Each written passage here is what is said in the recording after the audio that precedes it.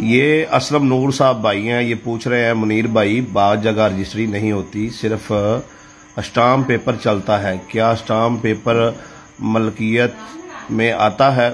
जी मोहतरम भाई, ऐसी जगह को शाम लाट ज़मीनें कहते हैं। तो शाम लाट जो जगह है वो स्टाम्प पे ही बिकती हैं और स्टाम्प ही उनकी मलकियत होता है, यानी कब्जा और स्टाम्प ये दो चीज़ें जो हैं ये इसमें होती हैं।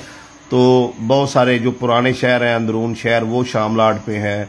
बहुत सारे रकबा जात जो है वो शाम लाट हैं। बहुत सारे मौज़ों में भी शाम लाट ज़मीनें जो है वो मौजूद हैं। इस पर मैंने तफसीली वीडियो बनाई हुई है कि शाम लाट ज़मीनें कौन सी होती हैं। तो बहरहाल ये जो स्टाम्प वाली जगह होती हैं, स्टाम्प पेपर ही जो है वो इनकी मलकियत होती है और कब्जा और स्टाम्प पेपर। स्टाम्प पर आगे जब आपने बेचना है तो आगे स्टाम्प करके देना है।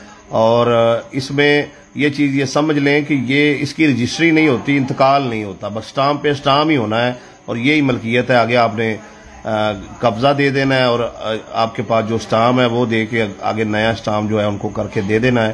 तो इस तरीके से ये खरीदी जाती है और इसी तरीके से ये बिकती है। तो ये स्टाम्प जो है ये इसकी मलकियत में ही आता है।